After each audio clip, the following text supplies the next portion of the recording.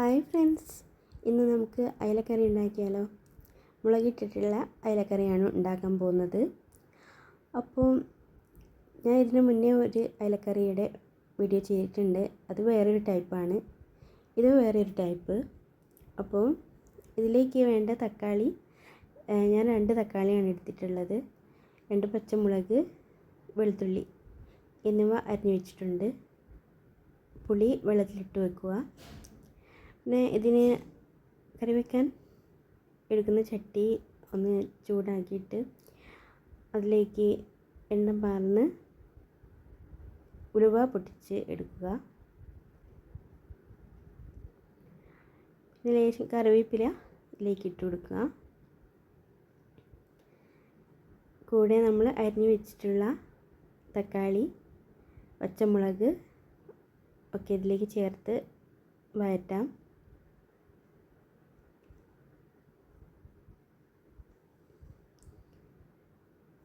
ഇത് നന്നായിട്ട് വെന്ത് വന്നതിന് ശേഷം നമുക്ക് ഇതിലേക്ക് പൊടികൾ ചേർക്കാം. 1/2 ടീസ്പൂൺ മഞ്ഞൾപ്പൊടി, 1/2 ടീസ്പൂൺ മുളക് പൊടി, 4 ടീസ്പൂൺ മല്ലിപ്പൊടി, ആവശ്യത്തിന് ഉപ്പ് എന്നിവ ചേർത്ത് ഇളക്കാം.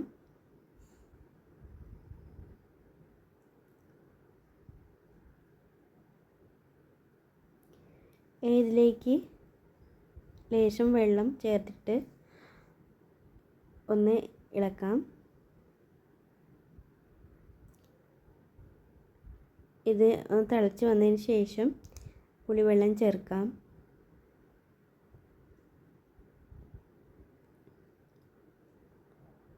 അതിനുശേഷം നമുക്ക് എടുത്ത് വെച്ചിരിക്കുന്ന മീൻ കഷ്ണങ്ങൾ ഇതിൽ ചേർക്കാം.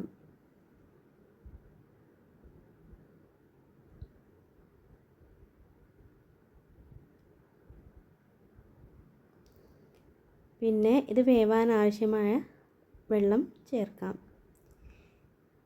അടച്ച് വെച്ച് വേവിക്കുക. ഒരു 20 മിനിറ്റ് വേവിച്ചെടുക്കാം.